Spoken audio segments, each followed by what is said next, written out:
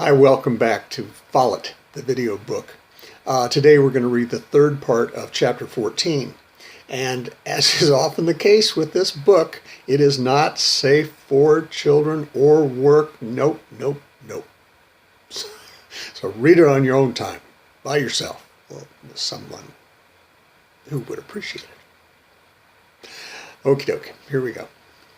Sassy's genial touch roused Follet's manhood. Her fingertips barely flickered on his skin, and he hardened. When she slipped her fingers under his sack to cup his balls, he inhaled and closed his eyes. She caressed him there and rose to stand in front of him. Follet placed his hands at the sides of her shoulders and kissed her. And Sassy let her hand slip from his kilt, her fingers now resting on his belly. They kissed, exploring and learning each other, teasing and playing, and Sassy slid her arms around Follet and pressed him to her. Sassy kissed Follet one last time and said, "Help me with this." Sassy wore fustian stays. Since it was nearly impossible for a woman who had no one to lace them up the back, most women who weren't of the upper classes wore corsets that laced up the front. Before Follet could loosen her stays, though, he had to remove her pockets. He untied them, and Sassy cautioned, "Be careful. I keep my dagger in my pockets." Follet untied them and placed them on the table. Follet then untied the knot at Sassy's waist and carefully pulled the laces through the eyelets on either side of her stomacher. Slowly, attentively, Follet loosened the constricting garment and worked his way up Sassy's torso. As the laces loosened, the fabric pushing against her breasts that created her cleavage unbound Sassy's soft breasts. When he had removed all of the lacing, Follet helped Sassy out of the constricting garment and smiled as he saw her smallish breasts with their pink aureoles and nipples. He bent to kiss her breasts, first left and then right, barely taking her nipples between his lips and then pressing her breasts together as lightly as a thought. When Follet moved his head to kiss her other breast, Sassy placed her right hand behind his head, holding him there as gently as his kiss. She closed her eyes at the sensation, feeling her nipple grow hard. Follet stood and said to Sassy, "A turn well done." Sassy laughed and began to unlace Follet's shirt. When she had removed the laces, Follet raised his arms over his head, and Sassy pulled his shirt up and off him. She returned Follet's kiss by placing her mouth on his breast and gently sucking Follet's nipple into her wet mouth. She suckled him softly for a minute and then moved her mouth to his other nipple, taking it too into her wetness. Sassy finished her kisses and stood in front of Follet again. She slithered out of the blue petticoat, and it fell to the floor. Underneath she wore another petticoat, this one a busy, bright floral print, just as easily slid to the floor. Beneath that, Sassy wore a plain white shift. She let it, too, fall to the floor. Sassy then stood in front of Follet, wearing only her silk stockings, the ribbons tied around the tops as garters, and her shoes. She took Follet's hand and led him to the bed. Follet stood as Sassy sat on the edge of the bed and unlaced her shoes. She started to untie the bows of the blue ribbons that held up her gray silk stockings.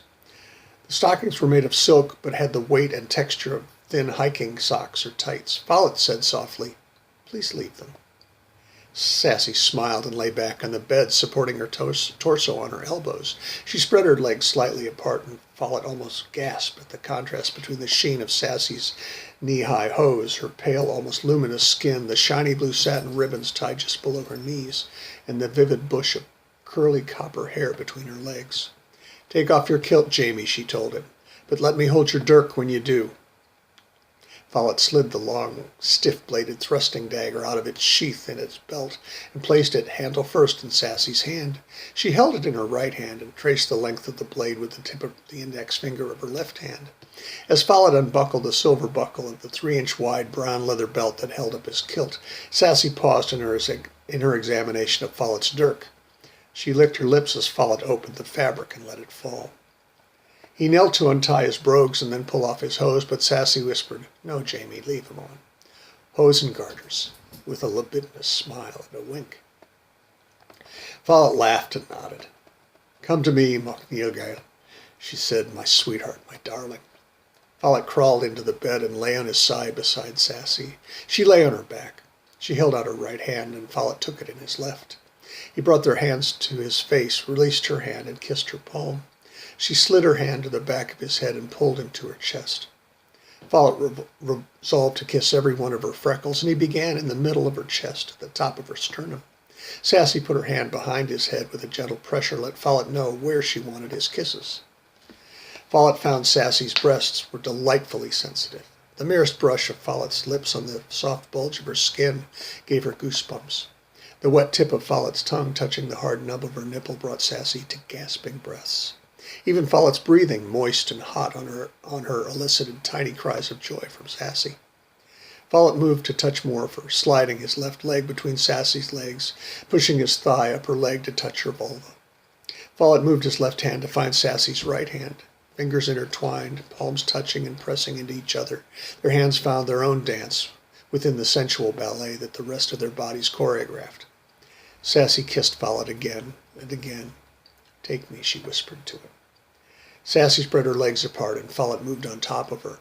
She bent her legs at her hip and folded her calves behind Follet's thighs. Follet pushed his hips forward and the tip of his hardness met her engorged labia. Follet pushed further and her wetness welcomed him into her. He pushed further and filled her. Sassy moved her hips from side to side, rocking Follet slowly, bringing him closer to where she wanted to go. Follet kissed her as he pushed into her and pulled out apart from her.